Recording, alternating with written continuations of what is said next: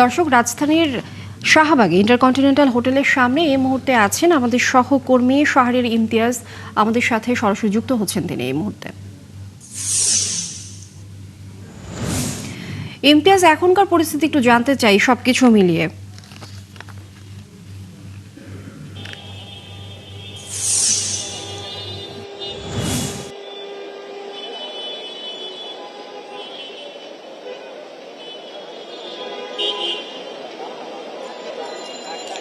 লিনিয়া, ধন্যবাদ। আপনার এখনো কিন্তু হোটেল ইন্টারকন্টিনেন্টালের সামনে থমথমে অবস্থা বিরাজ করছে এবং আপনি নিশ্চয়ই আমাদের ক্যামেরা ফ্রেমে দেখতে পাচ্ছেন যে এখানকার এখন আইন শৃঙ্খলা বাহিনী যারা আছে তারা কিন্তু এখানে অবস্থান নিয়েছে এবং এখনকার যে অবস্থা থমথমে অবস্থায় আপনি যেমনটি বলছিলেন যে ঘন্টা দুয়েক আগেও কিন্তু এরকম অবস্থা ছিল না।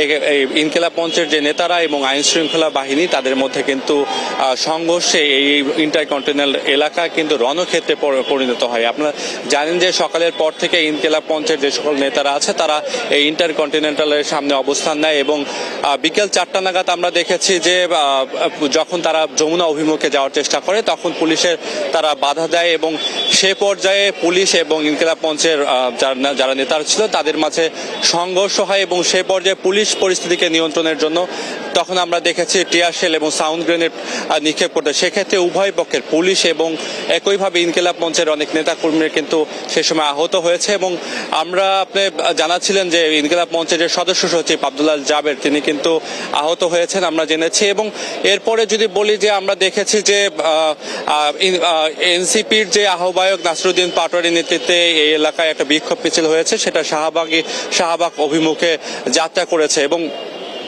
এখন পর্যন্ত এই ইন্টারকন্টিনেন্টালের সামনে আইন শৃঙ্খলা যারা আছে তারা এখানে অবস্থান নিচ্ছে এবং তবে খুবই থমথমে অবস্থা। এবং আমাদের কাছে যতটুকু তথ্য আছে যে ইনকিলাব মঞ্চের নেতারা এখন শাহবাগ অভিমুখে যেতে পারে এবং শাহবাগে অবস্থান নিয়ে তারা তাদেরকে যে সংঘর্ষ এবং তাদের উপর যে হামলা তার জন্য তারা একটা প্রতিক্রিয়া জানাতে পারে। সে ব্যাপারে আমরা নিশ্চয়ই আপনার পরবর্তীতে জানাতে পারবো।